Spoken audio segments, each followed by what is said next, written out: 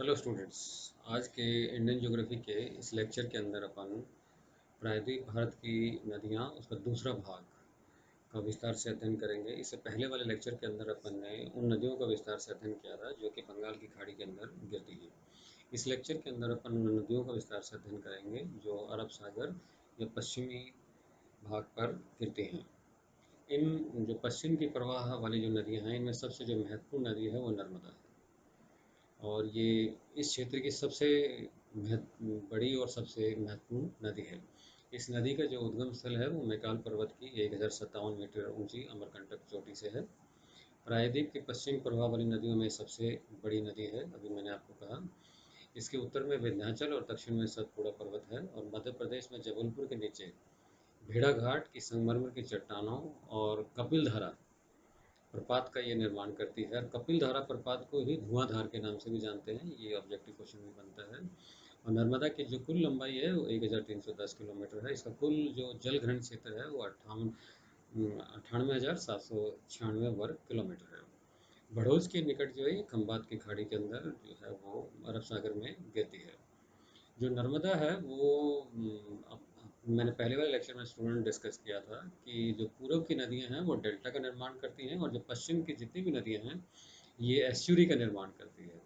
तो नर्मदा भी एक काफ़ी बड़े एस्चुरी 27 किलोमीटर लॉन्ग एस्चुरी का निर्माण करती है। और इस नर्मदा के इस एस्चुरी के अंदर छोटे छोटे कई द्वीप हैं, और उनमें जो सबसे बड़ा जो द्वीप है वो है अलाबेटा, और ये सबसे महत्वपूर्ण द्वीप है। नर्मदा जहाँ से निकलती है और वहाँ से लगभग 112 किलोमीटर तक ये परिवहन के लिए भी महत्वपूर्ण है। और नर्मदा जो है अपने पहले भी डिस्कस किया था, ये एक रिफ्ट घाटी में बहती है, और मैंने कहा था इस क्षेत्र के अंदर रिफ्ट घाटी बहुत ही महत्वपूर्ण है। और ये रिफ्ट घाटी जो है वो जो पड़ती है Vindhyachal ranges on the north and Satpura ranges on the south, ये अपन ने देखा है इन दोनों पर्वत श्रृंखलाओं के मध्य में ये नदी बहती है। और जो नर्मदा नदी का जो बेसिन है, जो प्रवाह तंत्र है पूरा का पूरा, वो मध्य प्रदेश, गुजरात, महाराष्ट्र और छत्तीसगढ़ राज्यों के अंदर आता है। मैंने कहा था ये नदी जो है ये उत्तर की तरफ विंध्याचल श्रेणियाँ आती हैं, और Maikal ranges on the east पूर्व में, और Satpura on the south and Arabian ocean on the Arab sea जो है वो पश्चिम के अंदर इनकी इसकी सीमाओं का निर्धारण करता है। इस नदी के जो प्रवाह क्षेत्र है उसके अंदर जो सबसे बड़ा जो नगरीय सेंटर है, जो अर्बन सेंटर है, वो जबलपुर है। नाउ अब नेक्स्ट आता है कि इस नदी की अपन ने डिस्कस किया था स्टूडेंट्स कि इसकी बाएं और दाएं तट की दोनों तरफ की जो सहायक नदियां हैं जो इस नदी में आकर गिरती हैं, और क्योंकि ये एक नदी जो है वो भ्रंश घाटी के अंदर से बहती है, तो छोटी छोटी नदियां जो हैं इस मुख्य नदी के अंदर आकर मिलती हैं। इसके जो लेफ्ट बैंक है, जो बाएं किनारे से जो नदियां आकर मिलती हैं, उसमें एक महत्वपूर्ण नदी है, आप मैप में देख रहे हो, हिरन, फिर औरसंग, बारा एंड कोलार। ये काफ़ी ये वो नदन साइड की नदियां हैं जो कि मुख्य नदी में आकर मिलती हैं। जो दाईं तरफ राइट बैंक की जो ट्रिब्यूटरीज हैं उसमें बंजारा, शेर, शाकर, तवा और छोटा तवा, ये नदियां हैं जो दक्षिण की तरफ से आकर और मुख्य धारा के अंदर मिलती हैं। जो इस नदी के ऊपर जो है वो कई महत्वपूर्ण हाइड्रो पावर प्रोजेक्ट्स डैम बने हुए हैं, और इन जो डैम्स हैं जैसे एक महत्वपूर्ण है इंदिरा सागर, ओंकेश्वर, बारगी और महेश्वर। इसके अलावा एक सबसे महत्वपूर्ण जो बांध है वो सरदार सरोवर। ये सरदार सरोवर जो बांध है ये काफ़ी समय तक जो है वो न्यूज़ में रहा और विवादों में रहा है ये। ना जब इसका थोड़ा सा इसके बारे में अभी अध्ययन करते हैं, जो सरदार सरोवर प्रोजेक्ट है वो स्टार्टेड इन 1961।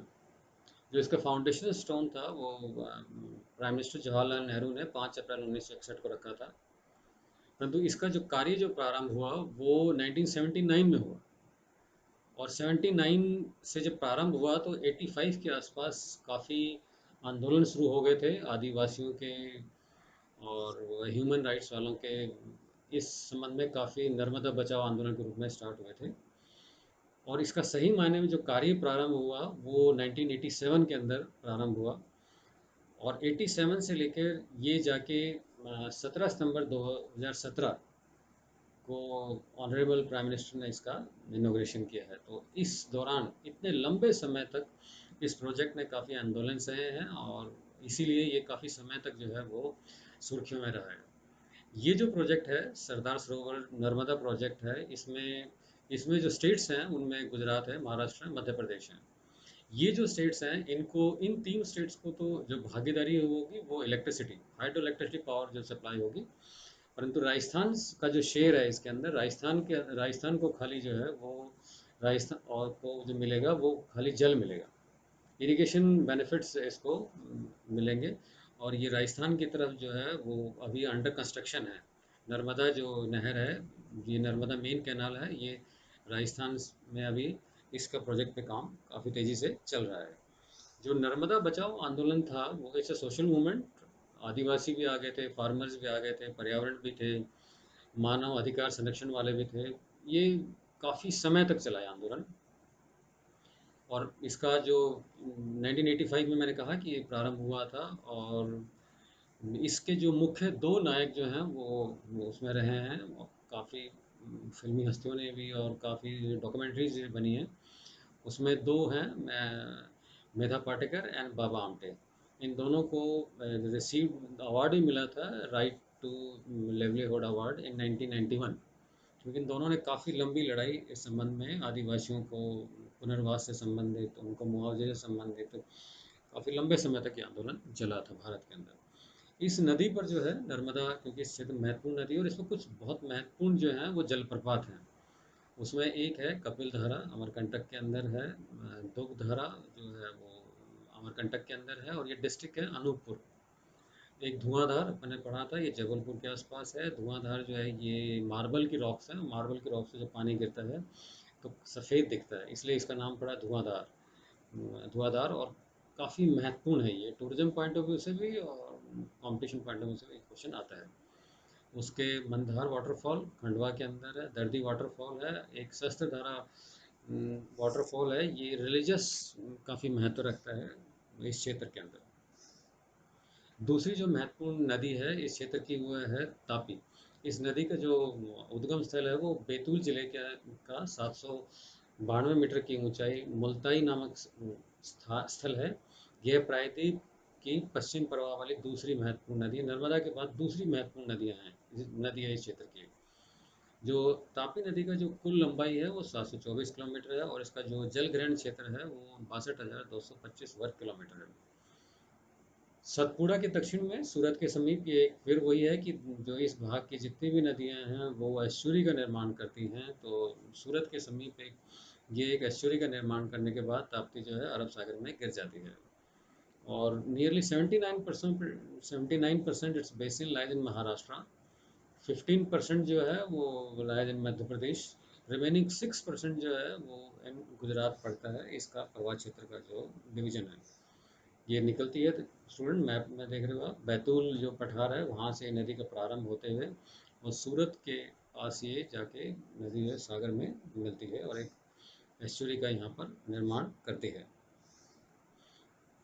जो इसकी ट्रिब्यूटरीज हैं वो ये अपन स्टूडेंट लेफ्ट एंड राइट की ट्रिब्यूटरी जो हैं, लेफ्ट की जो महत्वपूर्ण ट्रिब्यूटरी है वो सूखी, मैप में आप देख रहे हो, गोमी, अर्नावती, अनेर, ये महत्वपूर्ण है। राइट की जो दाईं तरफ से जो धाराएं आकर जो मिलती हैं ताप्ती के अंदर, उसमें वगूर, अमरावती, बुर्रे, बंजारा, बोरी, गिरना, पूर्णा, मोना और शिपना। ये जो नदी है ये औद्योगिक दृष्टि से काफ़ी महत्व रखती है। और इस क्षेत्र के अंदर जो important industry in this basin जो है इसके अंदर जो है वो सूरत के अंदर, और सूरत के अंदर जो है मुख्यतः जो है वो टेक्सटाइल इंडस्ट्रीज़ का ये हब है, गढ़ है। और इसके अलावा दूसरा जो सेंटर पड़ता है जहाँ पर paper and news printing factory है वो नेपानगर, नेपानगर, ये नेपानगर महत्वपूर्ण है। ये दो सेंटर्स हैं जो बड़े इंडस्ट्रियल क्षेत्र हैं इस बेसिन के अंदर। तीसरी जो महत्वपूर्ण नदी है स्टूडेंट वो लूनी है। लूनी जो है राजस्थान के लिए भी बड़ा महत्व रखती है। और इस राजस्थान की किताबों के अंदर भी इसके बारे में विस्तार से वर्णन मिलेगा और इसका उद्गम स्थल वही अपन ने पढ़ा है। ये भी एक बड़ा कंट्रोवर्शियल इशू है और ये बार दो अलग अलग किताबों में अलग अलग मिलेगा। ये दिया हुआ है कि अजमेर जिले के दक्षिण पश्चिम में अरावली पर्वत के आना सागर से निकलती है। बुक्स में ये मिलेगा कि ये जो नदी है ये अजमेर के नाग पहाड़ पुष्कर के पास से निकलती है। ये राजस्थान की बुक्स में मिलेगा। जो सही मायने में है, प्राचीन समय में जो नाग पहाड़ से और पुष्कर से ओवरफ्लो करके एक नदी निकलती थी जिसका नाम था सरस्वती, जो अब लगभग काफ़ी वर्षों से या उसका अब समाप्त हो गई, नदी है ही नहीं, उपलब्ध है ही नहीं। तो अब जो पानी जो लूनी के अंदर आता है स्टूडेंट्स, वो जब अजमेर की जो फॉयसागर लेक है वो भरती है तो एक नदी चलती है, बांडी नदी। बांडी नदी का पानी आकर गिरता है लूनी, उसमें आना सागर में। जब आना सागर ओवरफ्लो करता है तो उसका पानी गिरता है स्केप चैनल में, और स्केप चैनल का जो पानी जो है वो आकर खानपुरा तालाब में गिरता है, और खानपुरा तालाब से फिर एक नदी निकलती है और उस नदी को जो कहते हैं सागरमती, ये कहलाती है सागरमती।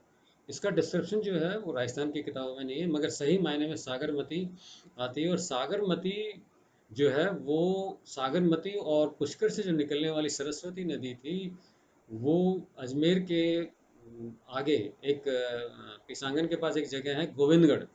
गोविंदगढ़ में ये दोनों सरस्वती और सागरमती रिवर मिलती हैं और वहाँ से लूनी का ओरिजिन होता है।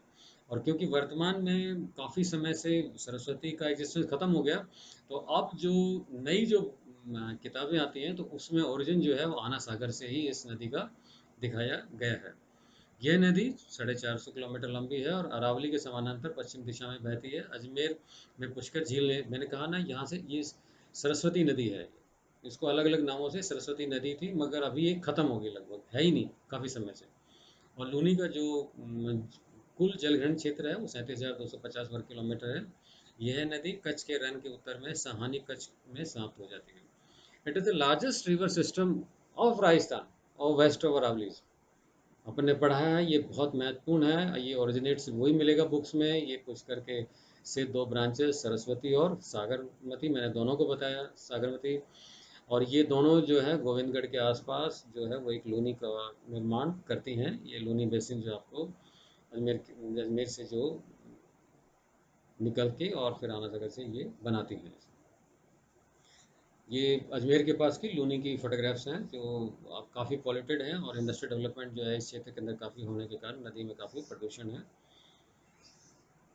एक तीसरी महत्वपूर्ण नदी है साबरमती। इस नदी का जो उद्गम स्थल है वो राजस्थान के उदयपुर जिले के अरावली पर्वत पर स्थित है। और यह साबरमती प्रायद्वीप में प्रवाहित पश्चिम प्रवाह वाली नदियों की तीसरी सबसे बड़ी महत्वपूर्ण नदी है। सावर और हाथमती इसकी दो सहायक नदी हैं। सावर और हाथमती सहायक नदियाँ हैं। साबरमती की कुल लंबाई 330 किलोमीटर है, और कहीं पर कुछ बुक्स में ये 416 किलोमीटर भी अलग अलग मिलेगा। इसका जो जल ग्रहण क्षेत्र है वो 21,674 वर्ग किलोमीटर है। जो इसका जो ड्रेनेज बेसिन है उसके अंदर दो सिटी हैं, एक है गांधीनगर और दूसरा है अहमदाबाद। ये दो बहुत बड़े अर्बन सेंटर हैं, और उसमें से Ahmedabad is an industrial city situated on the bank of Sabarmati. जो इम्पोर्टेंट इंडस्ट्री जो हैं जो इस क्षेत्र के अंदर या अहमदाबाद के आसपास के इलाके के अंदर, और उसके कारण पॉल्यूशन भी काफ़ी एक समस्या बन गई है। इसमें लेदर इंडस्ट्री, लेदर चमड़ा उद्योग, प्लास्टिक, रबड़ goods, paper, news print, automobiles, machine tools, drugs, pharmaceuticals, तो ये काफ़ी सारी जो हैं इस साबरमती नदी और अहमदाबाद के अंदर ये उद्योग इस नदी के किनारे फैले हुए हैं, इसलिए ये नदी काफ़ी महत्व रखती है। जो अगली जो नदी है वो माही, जिस पे हमारा बांसवाड़ा का माही डैम बना हुआ है। इस नदी का उद्गम मध्य प्रदेश के ग्वालियर जिले में होता है, और यह नदी धार, रतलाम तथा गुजरात में प्रवाहित होकर अंत खंबात की खाड़ी में ये विलीन हो जाती है। टोटल लेंथ जो है 583 किलोमीटर है। माही बेसिन जो है extend in the states of Madhya Pradesh, Rajasthan, Gujarat. जो टोटल एरिया है वो 34,842, 34,852 स्क्वायर किलोमीटर्स। और इसके ऊपर hydro power station are located in Mahi, Bajaj Sagar dam and Kandan dam. अच्छा, इसके अंदर जो माहिड है, जो इस क्षेत्र के अंदर जो बहुत सबसे बड़ा सेंटर है, वो वडोदरा है। इम्पोर्टेंट सेंटर, अर्बन सेंटर, वैसे बांसवाड़ा के पास ये निकलती है। हमारे यहाँ पर जो बांसवाड़ा क्षेत्र है, इसमें नहरें निकलती हैं और इसका जो जल जो है वो सिंचाई के लिए काफ़ी महत्वपूर्ण है। इंडस्ट्रीज जो इस क्षेत्र में है वो cotton textile industries, paper industries, newsprint industries, drugs, pharmaceuticals, और ये काफ़ी महत्वपूर्ण है। Most of these industries are located at Ratlam, ये क्षेत्र है इसका। नाउ स्टूडेंट्स, कभी कभी एग्जामिनेशन में एक क्वेश्चन बनता है, छोटा क्वेश्चन बनता है, सिविल सर्विस में बनता है कि हिमालय से निकलने वाली नदियाँ और प्रायद्वीप भारत में बहने वाली नदियों में अंतर क्या है, the difference between these two reverse. मैंने पिछले लेक्चर में एक एक उनकी विशेषताएं अपन ने डिस्कस की हैं, सिंधु, गंगा और ब्रह्मपुत्र की। इसके बाद अब दक्षिण की नदियों का अपने विस्तार से अभी मैंने दोनों लेक्चर्स के अंदर डिस्कस किया है। तो दोनों नदियों, दोनों तरफ की जो प्रवाह तंत्र है, उनका जो मुख्य बिंदु है, जो अंतर है इनमें, प्रायद्वीप भारत की नदियाँ पूर्ण विकसित है। मैंने कहा था इनकी घाटियाँ काफ़ी चौड़ी हैं, they are well developed, valleys में बह रही हैं और इनमें अभी कोई विकास की संभावनाएं अधिक नहीं है। ये प्रायद्वीप नदियों में अपर्दन की क्षमता लगभग समाप्त हो चुकी है। मैं आपको डिस्कस कर चुका हूँ कि ये नदियाँ जो हैं अपनी वैली के अंदर अपना जो मैक्सिमम डेवलपमेंट कर सकती थी वो कर चुकी हैं, और ये अपना मार्ग नहीं बदलती हैं। दक्षिण भारत की नदियाँ बदलती नहीं हैं, और हिमालय से निकलने वाली नदियाँ, अपन ने कहा था कोसी वगैरह आदि नदियाँ अपना मार्ग बदलती रहती हैं, क्योंकि वो अभी हिमालय अपनी ऊंचाइयाँ ग्रहण कर रहे हैं और अपनी सारी नदियाँ अपनी युवावस्था के अंदर हैं। उत्तर भारत में अनेक ऐसी नदियां हैं जो हिमालय पर्वत श्रेणियों से भी पुरानी है। सिंधु मैंने कहा था जो एक महत्वपूर्ण नदी है, और हिमालय जो जो अपनी ऊंचाइयां ग्रहण करते रहे, उन्होंने अपना उनको काटा, हिमालयाज को वो काटे रही हैं, और गहरे गॉर्जेस खड्ड का इन्होंने निर्माण किया है। दूसरी तरफ प्रायद्वीप जो भारत की नदियां हैं, वो उनका उद्गम जो है प्राचीन पठारों से होता है। ये बहुत पहले ही अपनी पूर्ण क्षमता का प्रदर्शन कर चुकी हैं। प्रायद्वीप भारत की नदियां अपने आधार तल को प्राप्त कर चुके हैं और निचली घाटियों में इनकी गति लगभग समाप्त हो गई है, अपने डिस्कस किया है। जो अगला जो दोनों में डिफरेंस है, जो हिमालय की निकलने वाली नदियां जो है वो काफ़ी तीव्र है। कहा था शिवालिक के बाद निकलने के बाद एचान मैदानों में प्रवेश करती हैं, और ये काफ़ी तेज़ी से आती हैं, रैपर्दन की क्षमता भी इनमें बहुत अधिक है। इसलिए नदियों अपने मार्ग, ये घाटियों का निर्माण करती हैं, और प्रायद्वीप भारत की जो नदियां हैं वो घाटियां प्राय चौड़ी हैं, उथली हैं, और इसका ढाल बहुत कम है। प्रायद्वीप नदियों का अपवाह तंत्र अनुगामी है, जबकि हिमालय नदियों का जो अपवाह तंत्र है वह अनुगामी है। जो हिमालय नदियां हैं वो सदावाहिनी है, अपने डिस्कस किया था, क्योंकि इनका जो उत्पत्ति का स्रोत है वो हिम है, और वर्ष भर ग्रीष्म ऋतु में हिम पिघलने के कारण इनको पानी मिलता है, तो ये नदियाँ लगातार बहती हैं। और जो दक्षिण प्रायद्वीप भारत की नदियाँ हैं, अधिकांश कहा था कि मौसम नदियाँ हैं, और इनको जो जल की मात्रा जो है वो वर्षा ऋतु के अंदर सर्वाधिक प्राप्त होती है। वर्षा ऋतु जो जो खत्म होती जाएगी, ये इनमें पानी की मात्रा कम होती हुई चली जाती है। जो हिमालय की नदियाँ हैं उनका तेज प्रवाह है, क्योंकि ढाल बहुत तेज है, इसलिए प्रवाह तेज होगा, और जो उनके मार्ग में जो है वो काफ़ी अपर्दन करती है। और जो दक्षिण भारत की नदियां हैं वो इतनी गहरी नहीं है, उनका ढाल कम है, वो और यातायात और के लिए अनुकूल नहीं है। इसी प्रकार इन दो नदी प्रणालियों का अपना अपना पृथक स्थलाकृतिक रूप से पृथक पृथक अपवाह प्रणाली है, और इसलिए दोनों में अलग अलग रूपों में प्रतिलक्षित होता है। Thank you.